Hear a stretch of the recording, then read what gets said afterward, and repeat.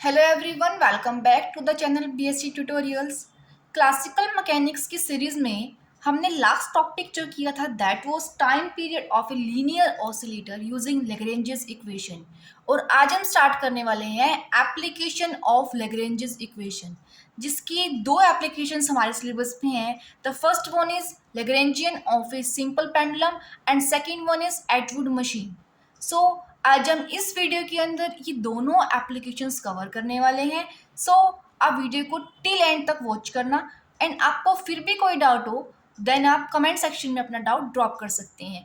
Hope आपको last तक देखने से ये कंसेप्ट बिल्कुल क्लियर हो जाएगा। सो करते हैं start. The first one is Lagrangian of a simple pendulum. इसके लिए हमें एक equation of motion find out करनी है with the help of Lagrangian. सबसे पहले आपको पता होना चाहिए लैग्रेंजियन होता क्या है। Lagrangian is the function of A system that is defined by the difference of kinetic energy minus potential energy denoted by L. Also, Lagrangian equation is d by dt of curl L by curl Q dot minus curl L by curl Q equals to 0. But in the case of simple pendulum, the generalized coordinate Q is represented by theta. So the equation becomes d by dt of curl L by curl theta dot minus curl L by curl theta equals to 0. अब हमने यह system consider किया है simple pendulum का, ठीक है, जिसकी जो लेंथ है दैट इज एल एंड एक बोब उसके साथ अटैच है और ये बोब इस टाइप से मोशन करेगा। हम देखेंगे कि पॉइंट बी पर इसने कुछ हाइट अटेन कर ली है that is A C. Okay, हमने क्या किया है, सिंपल पेंडुलम का सिस्टम कंसीडर किया है जिसकी लेंथ जो है दैट इज एल एंड जिसके साथ एक स्मॉल बोब अटैच्ड है एंड ये कुछ इस टाइप से मोशन करेगा। हम देखेंगे कि एट पॉइंट बी इसने कुछ हाइट अटेन कर ली है that is A C. Okay, और जो थीटा है, जो हम एंगल लेके चल रहे हैं that is theta. Okay, here theta is the generalized coordinate in the case of simple pendulum. Okay, theta is the angular displacement. Okay, and L is the effective length of pendulum. AB is the arc here and इस arc की हमने length जो मानी है that is S. arc जो हमने मानी है that is S and जो हमने मास लिया है इस बोब का that is M. ओके, अब देखो हमें पता है angle equals to arc upon radius. Arc upon radius ये फॉर्मूला हमने प्रीवियस क्लासेस में स्टडी किया हुआ है। अब हम इस फॉर्मूले का जब हम यूज इस सिस्टम पर करेंगे then we get angle is theta, arc की जो लेंथ है that is S and radius is O A D that is L. So S comes out to be theta L. Okay, and S is the displacement of the bob. Now for Lagrangian we have to find kinetic energy and potential energy, and we know kinetic energy is half mv square. Also we know that v is the time derivative of displacement. We have displacement and now we have to find the time derivative of displacement, then we are able to find the kinetic energy of a simple pendulum. Okay, so हम देखेंगे ds by dt will be d by dt of theta l. Okay, l is constant so it comes out, then d theta by dt इसको हम लिख सकते हैं theta dot, क्योंकि classical mechanics में d by D T को हम dot से भी रिप्रेजेंट कर सकते हैं। So we get v equals L theta dot. Okay, now when we substitute the value of v in the formula of kinetic energy, then we get kinetic energy will be half m L square theta dot square. This is the kinetic energy for a simple pendulum. Okay, now we are proceeding to the potential energy of the system. अब देखेंगे हम potential energy at point A will be zero. Okay, at point A potential energy will be zero because height is zero here. And at point B हम क्या देख रहे हैं कि Bob ने कुछ हाइट अटेन कर ली है, that is AC. It means some potential energy is here. Okay, and we know the formula for the potential energy is mgh. M is the mass of the bulb, G is the gravitational constant, and H is the height attained. Okay, so mg and height that is attained by the bulb, that is AD minus DC. क्या होगी height? AD minus DC. AD minus DC. And the value of AD means the effective length of the simple pendulum is L. And now we have to find the value of DC. So we are taking the triangle DCB. In triangle DCB, we are using cos theta that equals to DC upon BD. Okay, cos theta equals DC की value हमने find out करनी है and जो BD की value है that is L. So we get DC equals to L cos of theta.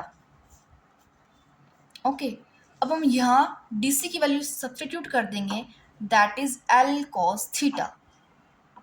यहाँ से हम L कॉमन ले रहे हैं, that becomes 1 minus cos theta.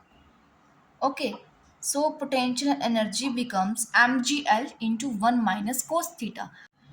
Now we are putting these values in this equation. Okay, and we will find Lagrangian function. Lagrangian function equals half m l square theta dot square minus mgl 1 minus cos of theta. Now Lagrange's equation is d by dt of curl L by curl theta dot minus curl L by curl theta equals to 0. अब हमें value जो निकालनी है curl L by curl theta dot की and curl L by curl theta की, क्योंकि अभी सिर्फ हमारे पास लैग्रेंजियन फंक्शन आया है, लेकिन उसके लिए इस इक्वेशन में पुट करने के लिए हमारे को निकालना पड़ेगा curl L by curl theta dot and curl L by curl theta. So देखते हैं curl L by curl theta की क्या वैल्यू होगी. That will be minus mgl. Okay, and इसका जो हम करेंगे cos थीटा का, that will be minus of sine theta. Okay, then that becomes plus, we get mgl sin of theta and sin is negative. Okay, अब हम value निकालेंगे curl L by curl theta dot की, that will be half of M L square and theta dot square को देगा 2 of theta dot, that comes out to be M L square theta dot. Okay, अब हम इन दो values को इस equation में put करेंगे, देन हमें Lagrangian equation of a simple pendulum obtain होगी. इसे हम देखेंगे नेक्स्ट सेक्शन के अंदर. जब हम curl L by curl theta and curl L by curl theta dot की वैल्यू लैग्रेंजियन इक्वेशन में पुट करेंगे, then we get d by dt of M L square theta dot minus minus mgl sine theta equals to 0. अब हमें d by dt means time derivative find out करना है इस term का, that becomes M L square theta double dot plus mgl sine theta equals to 0. अब हम in terms में से ml कॉमन ले लेंगे, then we get l theta double dot plus g sine theta equals to 0, और we can write l theta double dot plus g sine theta equals to 0.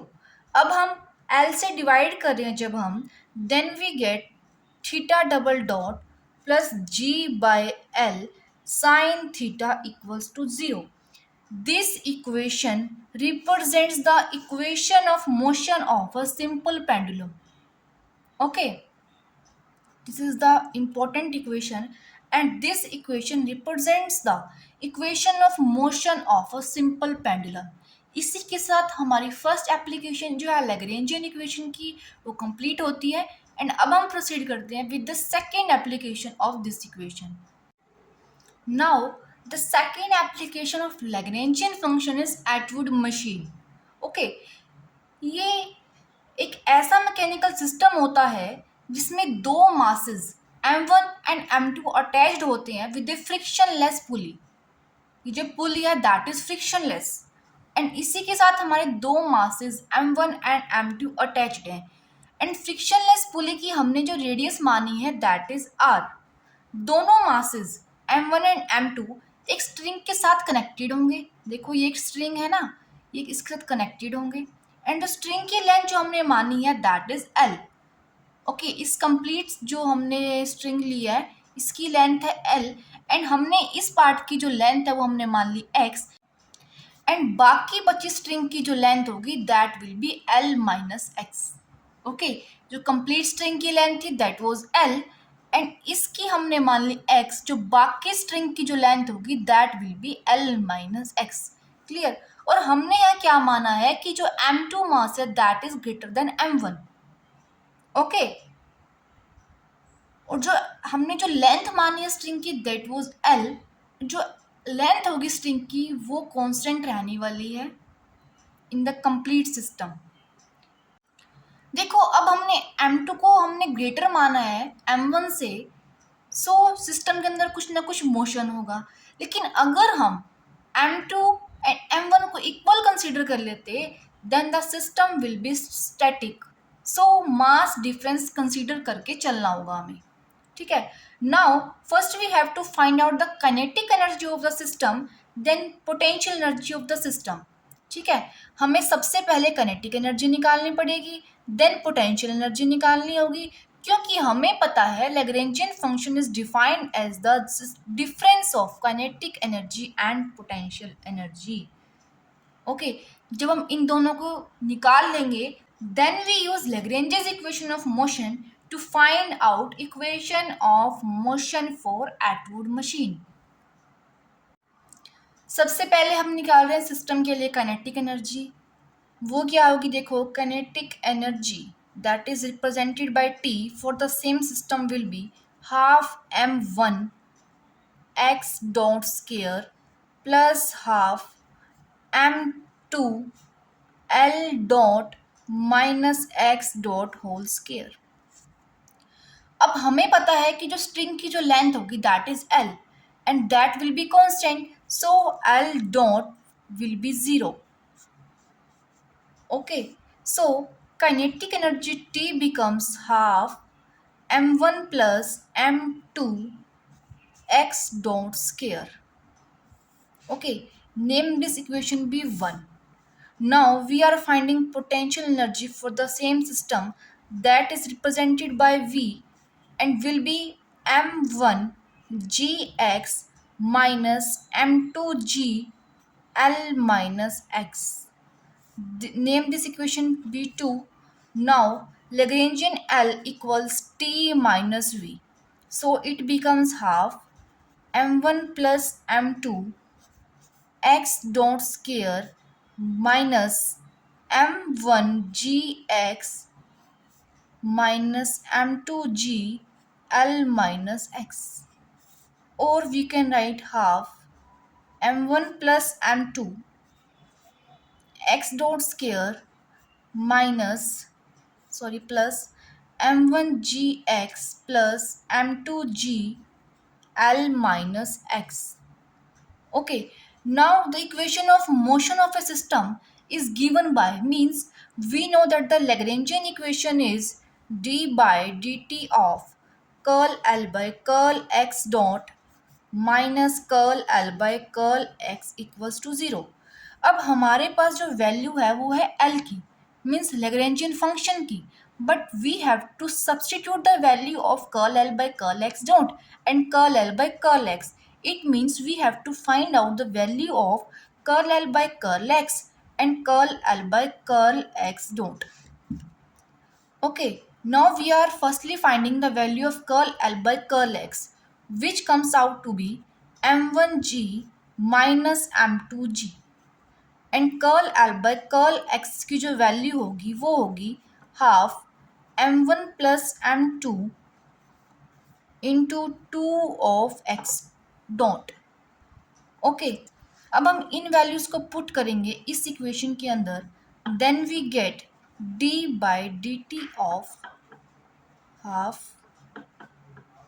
m1 plus m2 X dot minus m1g minus m2g